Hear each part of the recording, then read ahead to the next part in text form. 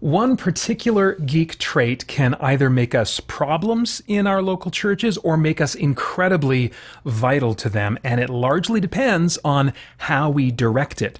I'm Peter Franson from christiangeekcentral.com and Spirit Blade Productions. Right now, I'm going to attempt to examine the Bible and dissect some of the churchy language we can easily take for granted, digging into history and languages, as I'm able anyway, to try and get at the heart of the text so that we can hopefully see and then apply at least some of what God has for you and me in these words today. Now, I'm not formally trained in Scripture. I'm just a guy using resources and a questioning mind to try and get at the truth, and that's something that we can all do, so I hope that you'll do that with me.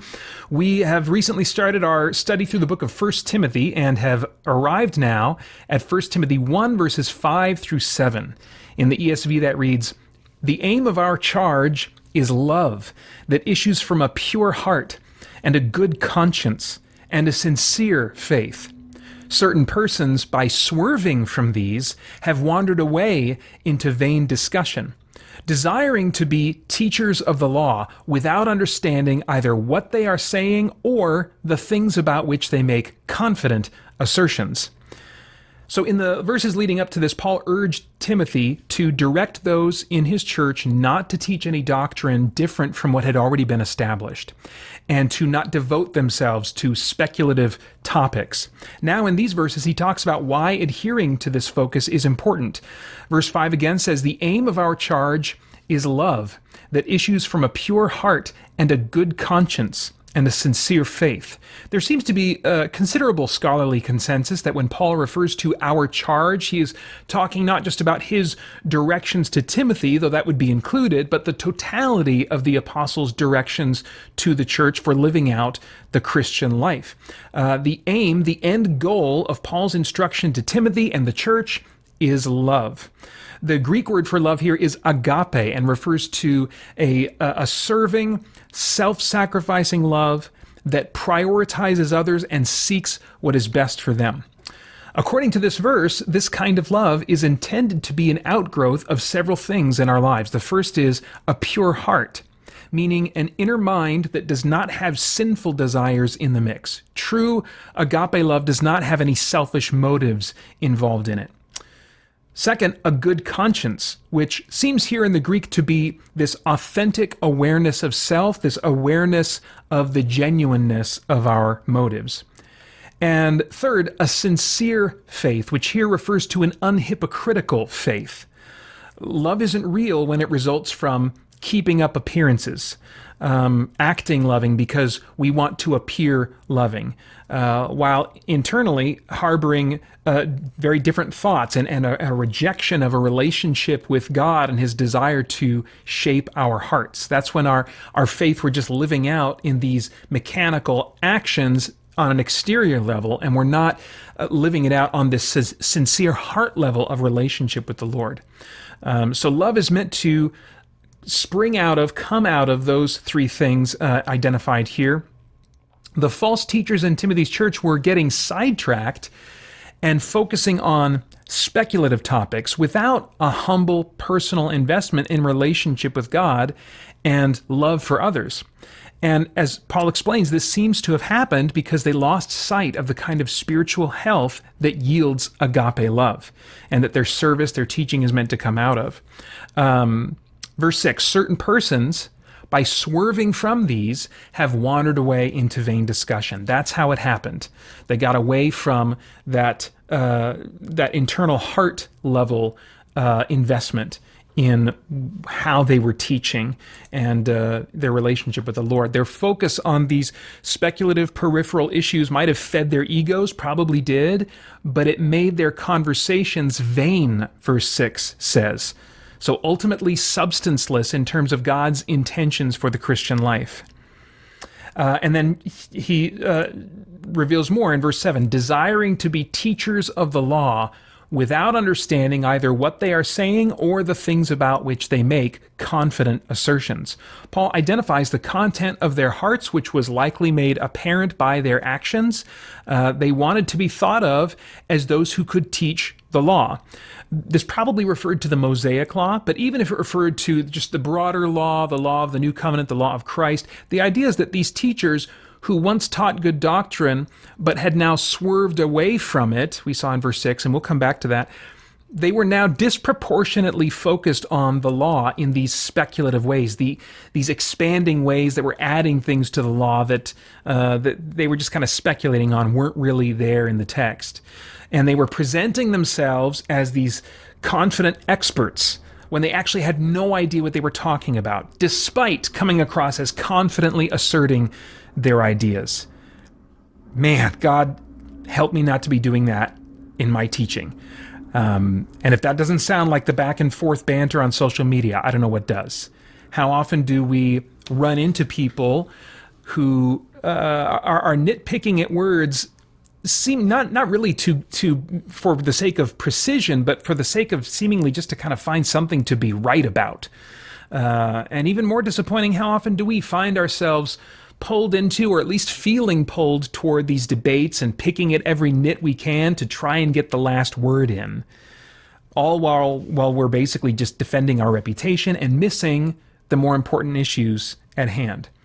As I said last week, Paul isn't condemning narrow and specialized study of the details. Details are important. I think there's a difference between, though, really kind of like trying to get to the precise details of things and like nitpicking because you already have you're already kind of in an adversarial mode where you want to one-up somebody else in some kind of an exchange. There's a difference between the two, and it's easy for us to miss in the moment. But as far as like, really pressing into precision of words and details and having specialized study that can get really technical, Paul isn't condemning that. He's warning that when the regular focus of our conversations with other believers, when the teaching and studying we take part in at our churches and small groups, when these things turn to focus on these peripheral, speculative things, it tends to devolve into trying to show people how smart we are, while covering up, downplaying, living in prideful denial of our own ignorance. And of greatest concern, it departs from the actual loving relationships and spiritual growth we're meant to experience together as siblings in God's family.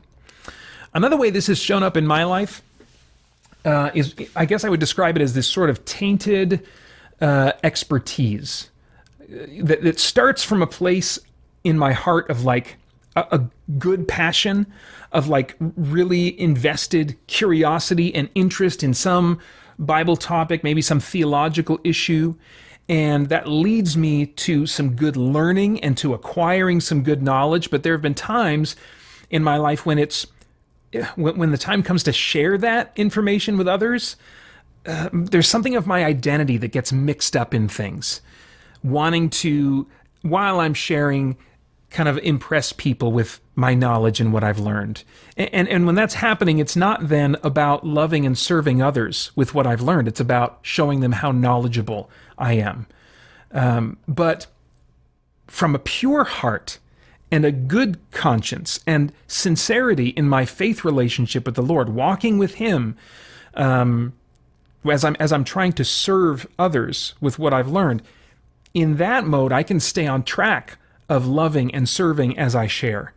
It can be the reason that I share knowledge, or the reason that I don't share at times. It's not always time to share everything that I've learned. In agape love, each moment calls for whatever best serves others in that moment, who those people are. So we've got to be aware that we can go down this sort of futile path, but it's important to say, as geeks who geek out, who dive in, who learn stuff excitedly about the Bible, who want to share it, that's not a bad thing. We're not doomed to go down the path of this kind of futile, empty blabbing and debating that Paul is warning against. We can course correct when we find ourselves going in that direction. Remember, these teachers that Paul was rebuking through Timothy, they had once taught good doctrine out of genuine love. So at some point, they were good, solid teachers, it seems. Verse 6, certain persons, by swerving from these, have wandered away into vain discussion. And Paul hadn't given up on them. He didn't tell Timothy to just kick these teachers out of the church.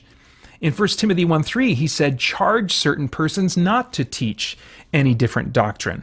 So Paul's hope was that they would return to good teaching and useful learning with a genuine outward focus of loving and helping others. Verse 5, the aim of our charge is love that issues from a pure heart and a good conscience and a sincere faith.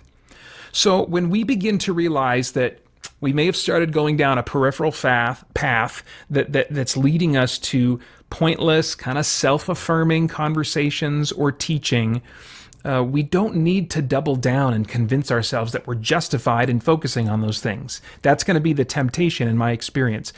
But we don't need to justify ourselves because we are under God's grace, His undeserved favor toward each of us.